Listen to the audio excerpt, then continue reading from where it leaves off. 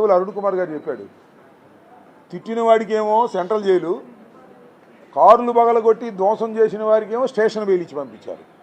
This is the system, పాలన, administration, police administration in Andhra Pradesh. Chandrababu Naidu గారి నాయకత్వంలో, లోకేష్ గారి నాయకత్వంలో ఇలా జరుగుతూ ఉంది. జైల్లో పెట్టి పోలీస్ లాకప్లో వీళ్ళ దుంప దగ్గర కొట్టడానికి ప్రయత్నం చేశారు, కాళ్ళు బగలు తీశారు, ఏదేదో చేశారు. కేసు మీద కేసు, కేసు మీద కేసు, కేసు మీద కేసు పెట్టారు. అంటే రాకూడదు, లోపలేటి పెట్టాలని. ఎందుకు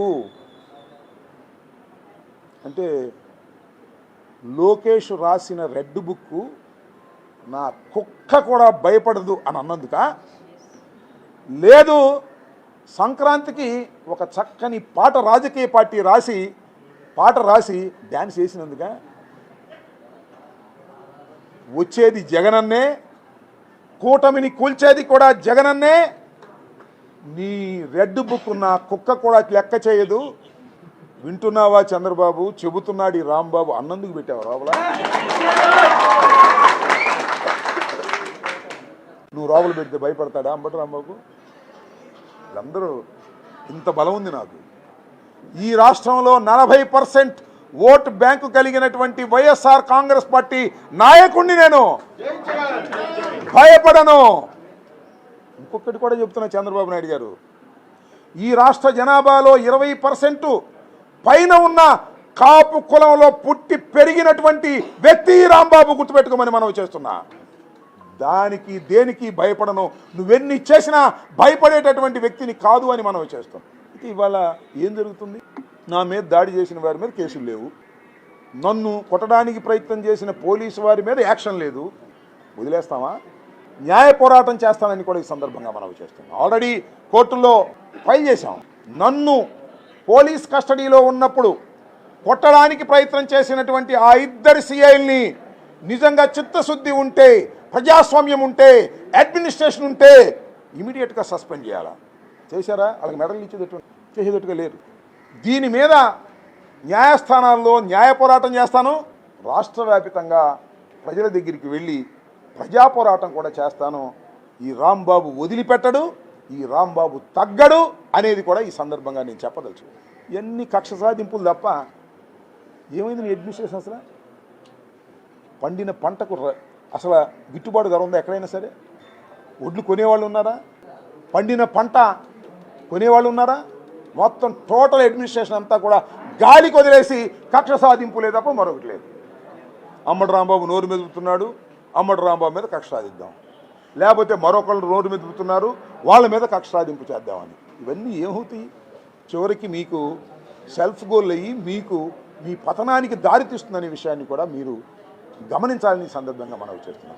ఇప్పటికైనా ఈ కాకినాడ నుంచి డిమాండ్ చేస్తున్నా, నా మీద కేసులు పెట్టారు, లోపల పెట్టారు, I can face it in the court. కానీ నా ఇంటి మీద దాడి చేసినటువంటి వ్యక్తుల మీద మీరు ఖచ్చితమైన యాక్షన్ తీసుకోండి. మీకు బుద్ధి ఉంటే పోలీసులు ఎవరైతే నన్ను కొట్టడానికి ప్రయత్నం చేశారో వారిని సస్పెండ్ చేసి విచారణ జరపండి. మీకు చిత్తశుద్ధి ఉంటే. మీకు చిత్తశుద్ధి లేకపోతే న్యాయస్థానాల ద్వారా ఇవి జరిగేటట్టు చూస్తాం. న్యాయస్థానాల్లో లాంగ్ ప్రొసీజర్ జరిగితే 3 సంవత్సరాలు దాటితే మళ్ళా ఈ రాష్ట్రానికి జగన్మోహన్ రెడ్డి ముఖ్యమంత్రి కాబోతున్నాడని కూడా నేను స్పష్టంగా చెప్పగలను.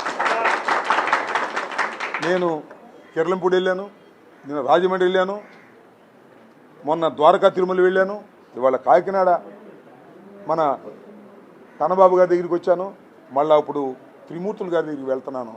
ఎక్కడికి వెళ్ళినా ప్రజల్లో కసి పెరిగింది.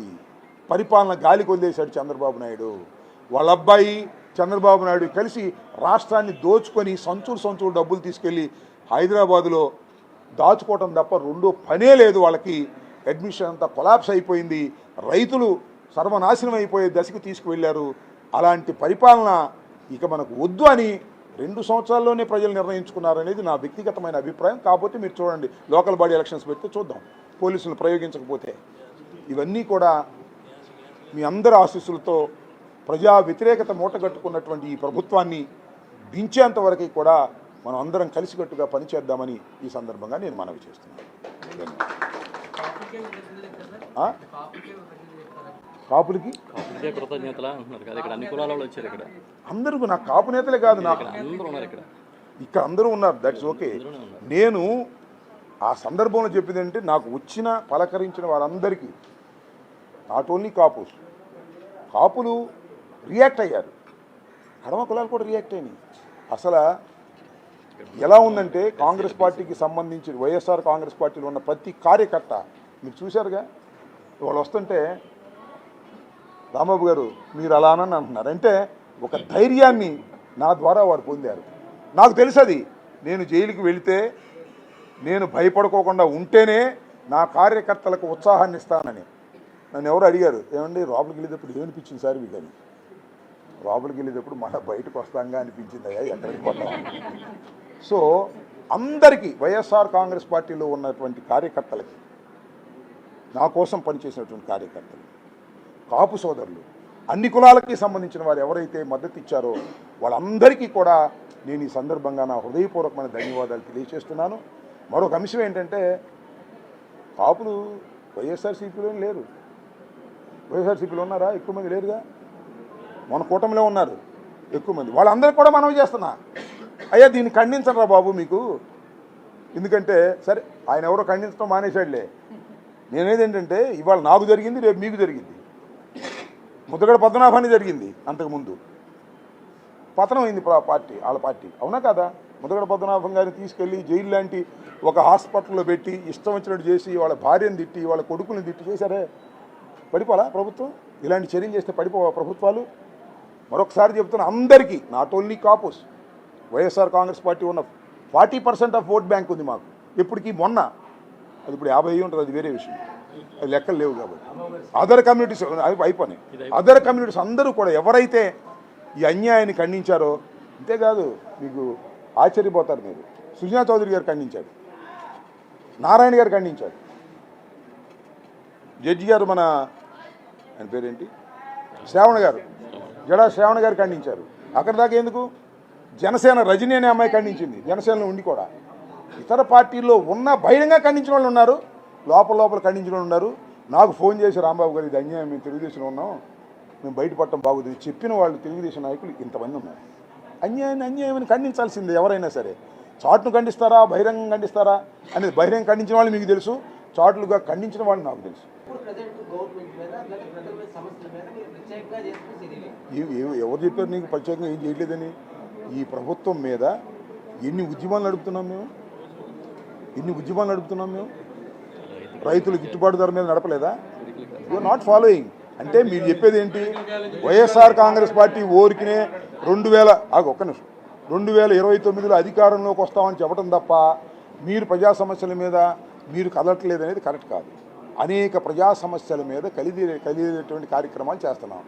ఏమండి, పత్తికి గిట్టుబాటు ధర లేదంటే జగన్మోహన్ రెడ్డి గారు వెళ్ళాడుగా, మిర్చికి గిట్టుబాటు ధర రాలేదంటే జగన్మోహన్ రెడ్డి గారు వెళ్ళి అడిగారుగా. ఏంటి అన్నీ? ఇవన్నీ ప్రజా ఉద్యమాలు ఖచ్చితంగా వైఎస్ఆర్ కాంగ్రెస్ పార్టీ కన్స్ట్రక్టివ్గా చేస్తుంది. మీరు గమనించకపోతే మేము చేయగలిగింది లేదు. కానీ మీరేమైనా సలహాలు ఇస్తే చెప్పండి, అవి నచ్చితే పాటిస్తాం, దానిలో ఏ అభ్యంతరం లేదు. ఎప్పుడు పోరాట పటిమతోనే వైఎస్ఆర్ కాంగ్రెస్ పార్టీ, జగన్మోహన్ రెడ్డి గారు ముందుకు వెళతారు.